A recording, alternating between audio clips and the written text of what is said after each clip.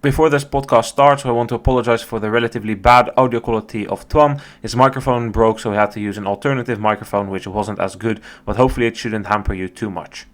Hello everyone and welcome back to the Cyclocross Social podcast. Today I will be talking about the last race in the Superprestige 2020-2021 in Middelkerke, also known as the Noordzee or North Sea Cross, and with me here to talk about that today is Twan. Hello. Comfortable lead. He was in the lead 5 points. He looked to be in form, judging by his third position last week in the World Championship, so it looked to be said that he was going to win, but in the end he still struggled, and Ton will tell you what happened in that race and how Tonaert struggled. So right away it was the Pauwels Sauzen boys that really took the initiative. They were able to get rid of everyone and anyone. Tonaert struggling in a fourth position, already 20 seconds behind after the first lap. And this would only get worse as it quickly became 50 seconds. And behind even like somewhere in ninth place, he was at some point really threatening to lose the overall classification. Iserbyt not having the best of days either, as it was clear that Sweeck and Vanthourenhout had some trouble letting him stay with the group. They really had to slow down at some point, and Arts was able to get back up to sixth place, which meant that Iserbyt needed the victory. However, this wasn't as easily said as done, as Sweeck and Vanthourenhout weren't entirely happy with this decision, but it ended up not mattering at all because Van Haar was cruising in fifth place, and he was very much willing to drop back to secure overall victory for Tonaert, and this is what would happen for a little bit, which made that the boys of Pauwels were able to battle it out for victory between them, and they didn't have to wait.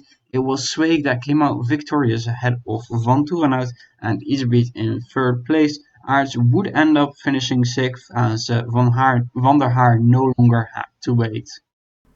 I don't know how you feel about it, but I didn't enjoy watching this race.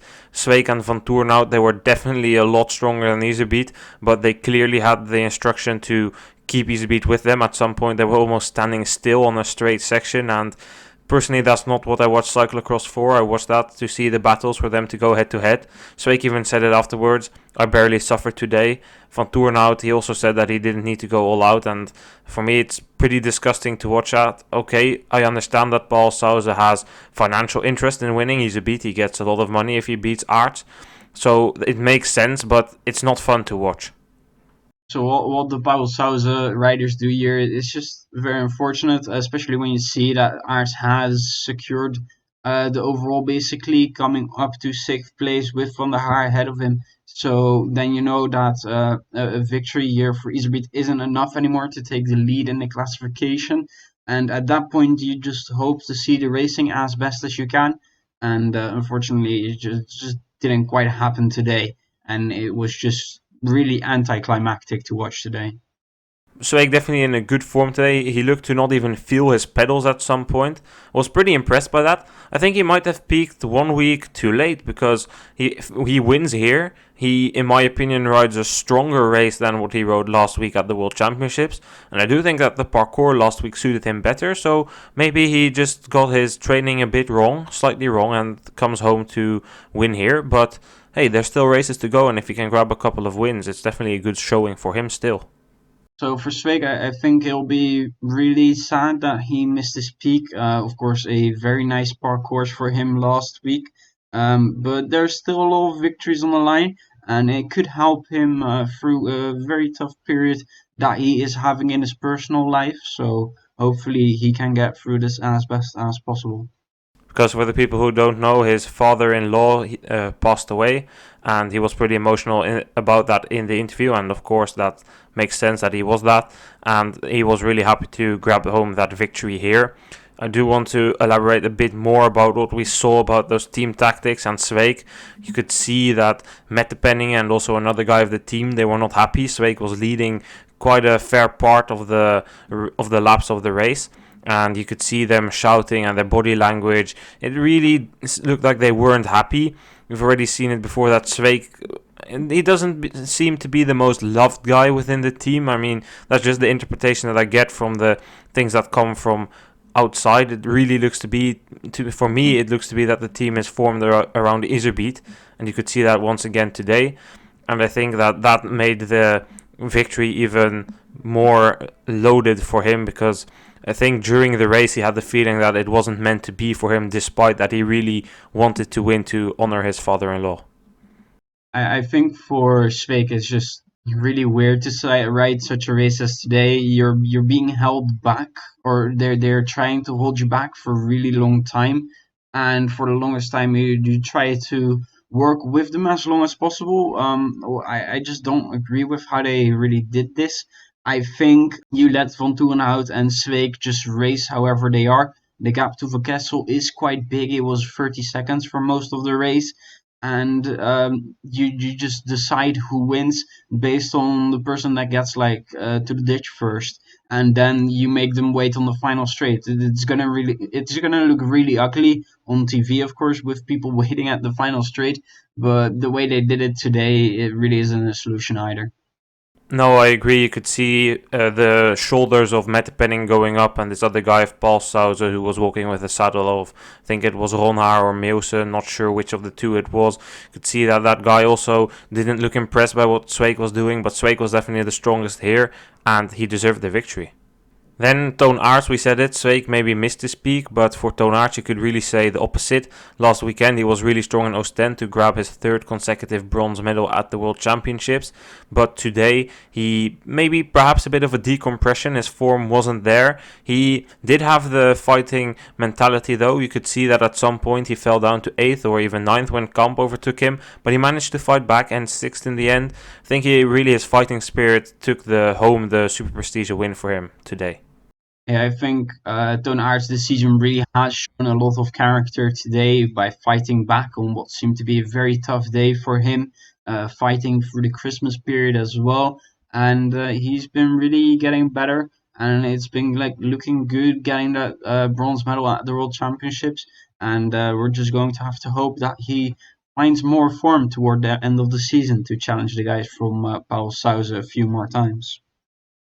I think what you could see there is another part of team tactics. I'm not really a fan of that in cyclocross, but for the Van der Haar one, I feel it's like a bit less than what I saw at the front, because I always had the feeling that Iserbeet was not strong enough to keep up with Sweeck and Vanthourenhout, and for Van der Haar and Aert it's a bit different.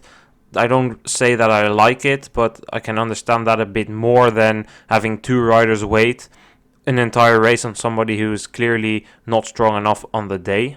And I think the big difference here between the Pauwels guys and the guys from Trek Baloise is that all Van der Haar is giving up is his 5th place for a 6th place, which might cost him some prize money on the day, but it's not going to change anything for him for the rest of it. And meanwhile, you have Sweeck here who's actually going to take a victory, and and Vanthourenhout as well potentially, and they be basically stolen off a victory, a chance to win, which are very rare in cyclocross as well. And I think that is a very significant difference between the two situations. And you could also see that Van der Haar actually wanted to give up. He said, I wasn't forced to wait. I waited with all the love on my teammate Toon Aerts. Well, as you could see, that Sweeck and Vanthourenhout, and especially Sweeck, were making signals to the people alongside that they didn't want to wait, that they wanted to have their shot, because there aren't many chances with Van der Poel and Van Aert in the field.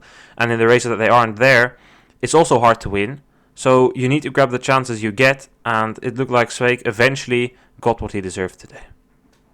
Let's run down the entire top 10 then. Laurens Sweeck won, as said, in front of Vanthourenhout and Iserbeet. On 4th place we find Orts and Van Kessel in front of Lars van der Haar and Toon Aerts. Running off the top 10 we find Felipe Orts in front of Quinten Hermans, Niels van der Putten and Kevin Kuhn.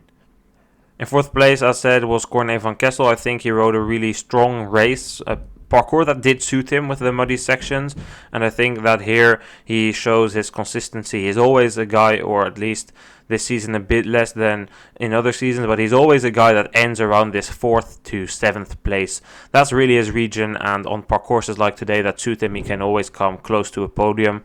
Well, close in positions, but not in time. So Van Kessel's really been a consistent rider, really hasn't had the greatest result this year. Not too many times he has had like a really good solid top five performances, so it's really nice to see one again. After I think the last time would have been Gieten, and let's hope that he is able to continue this as well. With the few more crosses that are ahead, it's really nice to see him up there as well. In the back end of the top 10, we find riders like Orts, Van der Putten, Kuhn. They really made the most out of it, in my opinion. With the riders who are focusing on the road not there anymore, it opens the more potential places in the top 10 to end in. And I think these riders really jumped into that, and they can, in my opinion, build further on this for the rest of this season. So I think these three riders can be really happy with today's performance. Let's hope they take a lot of confidence out of this one going into the last few weeks of the cyclocross season. Especially Orts, it's always nice to see him up in the top tens. I personally really hope that he is able to do this more consistently in the World Cups as well, because sometimes his results there are rather disappointing. I think especially for Kuhn, this is a standout performance. Before this, he only had one top 10 this season in one of the big races in Belgium. And that wasn't even in Belgium, it was in the World Cup in Czech Republic. But in the big classifications, he had one top 10 there in Tabor and to end 10th here in Middelkerke. I think it's good, and perhaps a very slight preview. Tomorrow we're racing in the snow, and I do know that he has more experience with that than most other riders, so perhaps he can go get another top 10 there.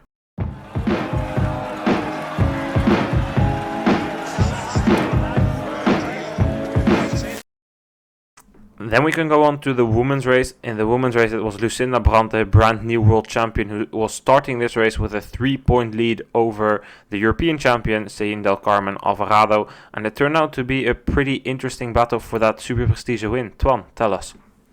So it is a really weird first lap with a lot of lead changes, a lot of mistakes as well. Lucinda Brandt grabbing a completely wrong line in the sand and losing a lot of places there.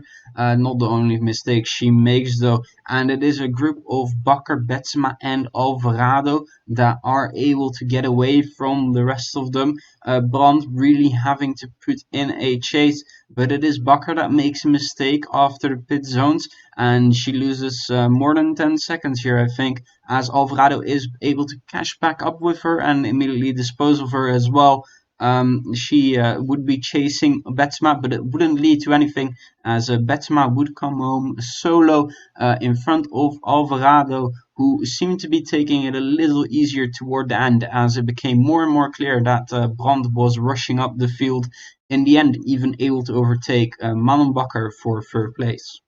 So about those first three, we'll start off with Betsema. In my opinion, Betsema definitely the strongest here today. Ever since he took that lead over from Bakker, she never looked in danger. Alvarado came close once, but then immediately Betsema reopened that gap. Betsema having one of those days in the season, and one of those days she had in Beringen, one of those days, unfortunately, that she didn't have at the World Championships. It really looked to be one, but it wasn't. But this week she is able to convert on a beautiful performance. She also looks to like these races at the back end of the season. 2 seasons ago, she already won this race here in Middelkerke, and then she was really strong after the World Championships as well. So perhaps it's just something that other riders perhaps either get tired or already start screwing down their trainings, and Betsema keeps on staying fit. Yeah, it's really become a trend over the last 2 years. She's been taking a lot of victories after World Championships. She seems to really like this period of the season, so she'll hopefully go on, as there is quite a few races still to go. Of course, there's still 2 rounds of the X2O, where there is still a classification to be fought for. And then Alvarado, I think she rode a very decent race. I definitely don't think that this is the ideal parcours for her. Second place here, I think she already knew that winning that Superprestige would be very hard, and then to come second here, it's a decent performance. I think she can be relatively happy with that. I think today we really saw Alvarado pushing when it seemed to be that she could take the overall, but I think eventually she relaxed a little in this chase, seeing that it was going to be tough to catch Betsema, and also probably getting the information that Brandt was securing her overall. So I think she started to take it a little easier knowing full well that there is a cross tomorrow or today if you're listening on the release day. What did you think about that crash in the beginning? To me, it looked a bit of a silly crash, and eventually, after 2 laps, she got into a rhythm and then immediately stormed back to third place and then settled for that. So we saw an early crash by Brandt. I think it's very unfortunate. We haven't really seen that. It made me crash in Leuven by Alvarado. It just seems like a bit of a silly crash for people that are that technically competent. And also the line she took in the first time she went for the sandpit, I can only assume that she looked at it before with Sven Nys, and that was a line before the race, but apparently a car rode over it or rode through it, something like that, and the line got heavily edited to the point where it was unwritable, and she found out about that very quickly. I think it looked to me as if they had like some kind of tractor or something go through to make it smooth again, so to remove all the ruts that were created in that sand pit, but they seem to have forgotten a part on the right side of the screen and the left side for the riders. Everyone was riding there, and then on the right side it looked to be where the wheel of the car had been, but it was a really weird line. But then she was in, where was she, 8th or 9th or something, but she quickly managed to ride back to the front and come third. After such a start, there's not much more you can do. So for Brandt today, really, after a tough start, able to secure the overall, and I think that's kind of what the goal was after the first lap. On an important day, I think she would be able to close a lot more time. But I think with this classification being about points, she was happy with third place, and that was all she was going to push for realistically. Let's run down the entire top 10 then. 5 Dutch riders in the first 5 places. Betsema, Alvarado, Brandt, Bakker and Kastelein. Then we see Sannekant in front of Marion Norbert Ribeiro, who then beat 3 more Dutch riders, Inge van der Heijden, Aniek van Alphen and Puk Pietersen, to round off the top 10. Let's talk about Bakker here briefly. Bakker, good start, but in my opinion she maybe went a bit too fast. Definitely a much better performance than last week at the World Championships, but I think she maybe overestimated herself slightly in that first lap and because of that fell back. So Bakker really making a significant mistake after the pit zone, and we saw her make like a small one before as well in like the little bank section where you had to go up and down. But this one really losing her more than 10 seconds, I would think. Yeah, it seems really weird, very uncharacteristic for a cyclocross rider in general, but it seemed very slippery, and she just slipped back down the hill. Must have been very awkward. In my opinion, the biggest surprise here today was the performance of Ribeiro. Last weekend, she had a shocker of a race at those World Championships, ending 10th. I mean, of course, she was hampered in the beginning of that race on the bridge, but then still 10th, and then today 7th in an elite race. It definitely surprised me. Yeah, I think Ribeiro surprising performance today, showing that on the right course, on the right form, she is a talented rider, and that she can actually perform. Maybe, as we already said for Sweeck, mistiming her peak. I don't think she peaked too late, as she was quite good in Hamme as well, putting quite a performance there. And I think the World Championships was a combination of pressure and the parcours as well. And to be fair, this is a good parcours for her. She always likes the parcourses with a lot of power and with some running, and we really found that here today. Yeah, that's very true. The World Championships parcours is really not something that suits her with that sand. She indeed just prefers something more muddy. Then the under 23 world champion Fem van Empel, not a great race for her to say the least, ending 18th. She did have a mechanical problem, and I think before that she was somewhere around the back end of the top 10, around the positions where Anna Kay, Arzoufi and Lechner ended. Already a bit down on her performance, but maybe for her I think the case could have been here today. She became world champion, and becoming world champion gives you like a lot of other things that come with it. You have some things with sponsors to do throughout the week. You get a lot of media attention, and I think that perhaps just made her preparation for this race not ideal. Yeah, all the distractions throughout the week since that World Championships definitely wouldn't have helped her today. The mechanical just furthering that handicap, I would say it is for today. And yeah, she won the most important race of the season, and a bad day here is completely acceptable. Hoping that she finds a few more of those very good ones.